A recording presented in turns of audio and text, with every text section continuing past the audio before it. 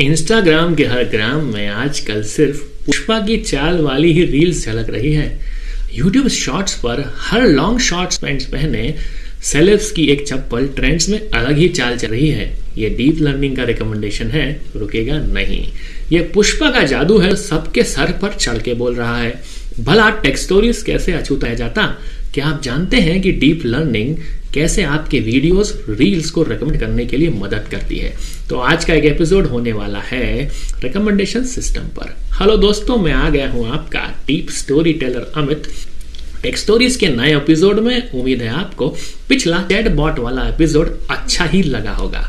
चलिए शुरू करते हैं नई कहानी के साथ जो समझा देगी आपको कैसे काम करता है रिकमेंडेशन सिस्टम। बात मेरे स्कूल के समय की है, जब पायलट पेन खरीदने के लिए स्टेशनरी की दुकान पर पहुंचा था। शायद उस दिन भैया के स्टॉक में पायलट पेन तो था ही नहीं, इसलिए उन्होंने मुझे मिलते जुलते पेन टेस्ट करने के लिए दे दिए थे, क्योंकि वो मेरी पायलट पेन की डिमांड पूरी करने के लिए सिमिलर आइटम दिखाकर मुझे सेल करना चाहते थे और कस्टमर को सेटिस्फाई। तब मुझे क्या पता था कि इस तरह के रिकमेंडेशन को हम आइटम बेस्ड रिकमेंडेशंस कहते हैं। तब अचानक मेरी जुड़वा बहन भारी भरकम बैग लिए थप्प से दुकान पे बैग रख के बोली, पायलट पेन दिखाना भैया। दुकानदार को ने मेरी तरह ही उसे भी पायलट पेन से मिलता जुलता पेन दिखाकर ट्राई करने की बात कही। इस तरह वो हम दोनों को सिमिलर चॉइस के अनुसार ही पेन रिकमेंडेशन करने लगा। इसी तरह के रिकमेंडेशन को हम कहते हैं सिमिलर चॉइस बेस्ड। चलिए अब मेरे स्कूल की कहानी को थोड़ा आगे बढ़ाते हैं और अब चलते हैं लॉकडाउन जनरेशन में, जहां इंटरनेट का मजा लेने वाले जनरेशन ने खूब इंटरनेट यूज किया है। एक गोलू नाम के ओटीटी प्रेमी ने नेटफ्लिक्स पर मूवी देखी जिसका जॉनर कॉमेडी था, और तो और मजाक मजाक में ही उसने 5 स्टार रेटिंग दे डाली। बाय द वे, स्पॉटिफाई पे इस गोलू को भी रिकमेंड नहीं रेट कर देना, रिकमेंडेशन तो स्पॉटिफाई करता ही है। फिर उसने एक और कॉमेडी वेब सीरीज देखी, उसे भी 5 स्टार रेटिंग दे डाली। अब ओटीटी प्लेटफॉर्म को समझ आ गया कि गोलू को कॉमेडी मूवी पसंद है, तो नेक्स्ट कॉमेडी वेब सीरीज आते ही गोलू को रिकमेंड करना नहीं भूलने वाला हूं। इस तरह के रिकमेंडेशन को हम कंटेंट बेस्ड फिल्टरिंग या कंटेंट बेस्ड रिकमेंडेशन भी कहते हैं। ऑल्दो रियल लाइफ में गोलू के पास कोई भी ओटीटी सब्सक्रिप्शन नहीं है। चलिए अब इसका थोड़ा सा टेक्निकल डेफिनेशन समझ लेते हैं।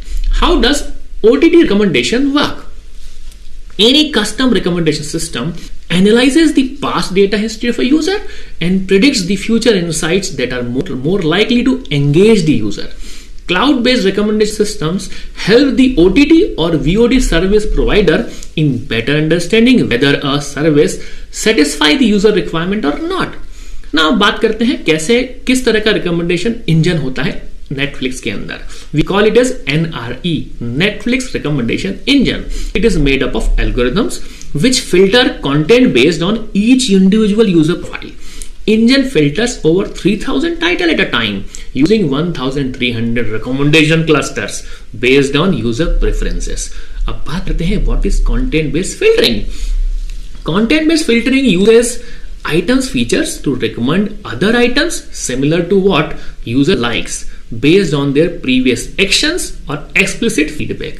जैसे कि दुकानदार ने मुझे पायलट पेन के जगह पर एक और पेन मिलता जुलता रिकमेंड किया था। यही था कंटेंट बेस्ड फिल्टरिंग। चलिए अब कहानी को थोड़ा और आगे बढ़ाते हैं।